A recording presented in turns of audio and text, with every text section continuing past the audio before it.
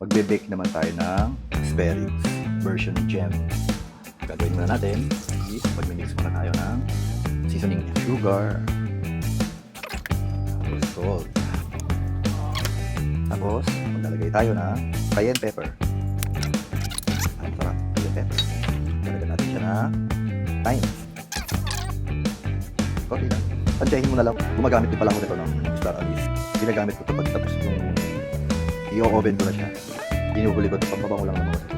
Gagamit ako mamaya nito. Ulit, gagawa tayo ng sauce niya. Yung pang marinate niya yun. Bago matapos, papahiran natin siya para mas masarap. Medyo matagal lang lutuin to. Yan, meron tayong garlic. Yan. Mix lang natin. Kulang pa ito ng pepper.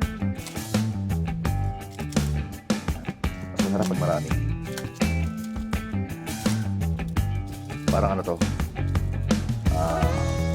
lasa ng mga spare ribs na pang Asian style, pero version ko siya.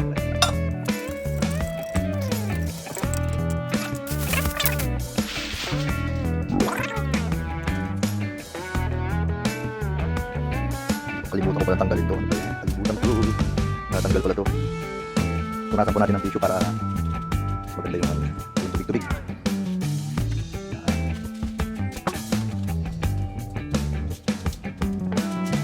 Na rin po pala ako ng seasoning niya na gagawin natin. Mamaya ang gagawin natin, gagawa tayo ng sauce niya, yung mga pampahid niya, yung tipong malapit na maluto, saka natin ipapahid. Kasi pag pinahid natin kagad, sunog yung kakalabasan niya. Papait. Yan, gagamit tayo ng olive oil, sesame oil, tomato sauce. Yan. Yan, may garlic tayo. Ito yung favorite ko sa lahat. Hindi po tayo chef, marunong lang po. Dahil napamanahan tayo ng ating magulang. Yung nanay ko po kasi may hilig magluto. Ako yung pag-iwa niya. Pag yung aalkilahin siya magluto sa mga birthday, kung ano yung okasyon, yung pag-iwa, sa anak ko na. So ngayon, lalagyan na natin siya ng seasoning. Sakto lang mo ito. Request po ito ng aking asawa na si Ana Catherine. Mas masarap siya kung may mga lemon. Lagyan natin ilalim niya para talagang solid. Ibigan pa po natin yan. Para talagang ano. Yan. Sarap.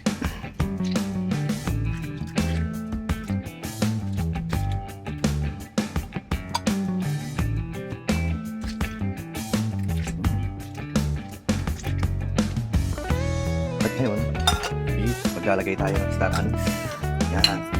Isa rin to sa gusto ko. Gusto ko yung amoy nito kasi nililig ako sa Chinese food. Yan. Kasi mag-China ako. Na-addict ako sa ganito dahil lahat ng luto ko lagi may ganito. Lalo sa adobo. Sarap. Papabango lang ko ito para mas masarap siyang kainin yung aroma niya. Wala na nga puro. Sorry naman. Putol-putol na lang. Hindi ako nakabili. Pwede na yan. Tayo maselan. Tama po yung masyadong maselan. Takpan na natin yan. Ito na. Sarap na ito. Yan.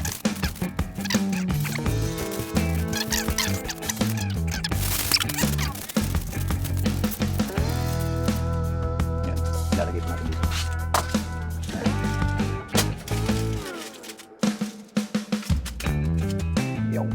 I-oven na natin siya.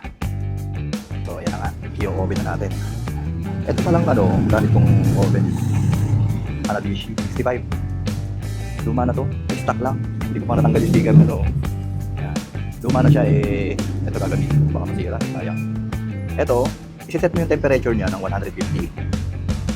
Yan, 150. Tapos, ito, isiset mo naman ngayon sa may up and down hit niya. Ito, yan. Ito naman, 2.5 oras or 2.5 to 3 hours mo siyang lulutuin. Yung 1.5 oras, lutuin mo siya sa 150.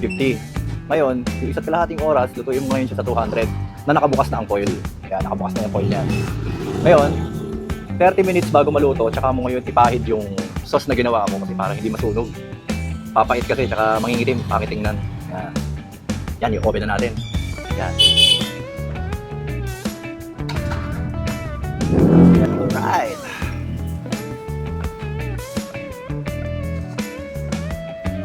Isang oras yan. Alright. Yan. Ngayon naman, gagawa tayo ng sauce. Yung sinabi ko sa'yo, take Maglalagay ulit tayo ng pepper kasi sabi ko nga tayo mas masarap ang marami. Add tayo ng thyme. Yan. Tapos, lagyan na natin yung soy sauce. Lagyan naman natin sesame oil. Kasi kulang yung kulang yung oil na yon para ipahit. Healthy naman to. Para mas juicy siya. Yan. Konti lang din. Lagyan natin ng tomato sauce. Yan. Yun oh. Ngayon, halu-haluin mo lang. Yan, okay na yan.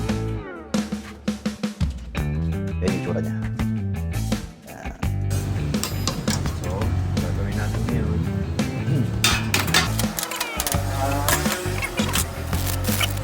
Hindi ko pa nakuha kung naglalagay ng bawang. At ayoko siya matulog ng sobra. Yan. Galing ang bawang. Papayo na natin siya. Yan.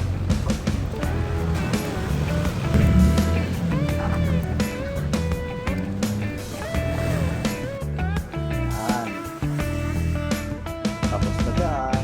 Pangoy na natin.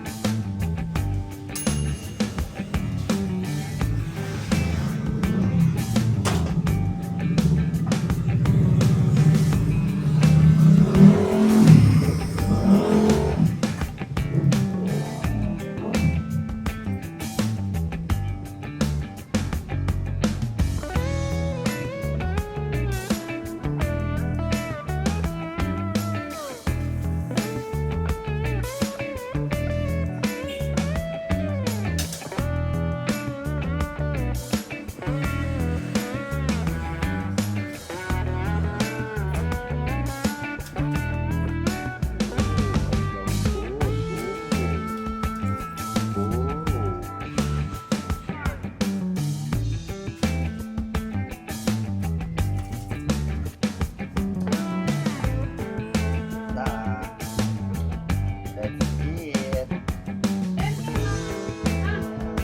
Anak ko, nag-aaba.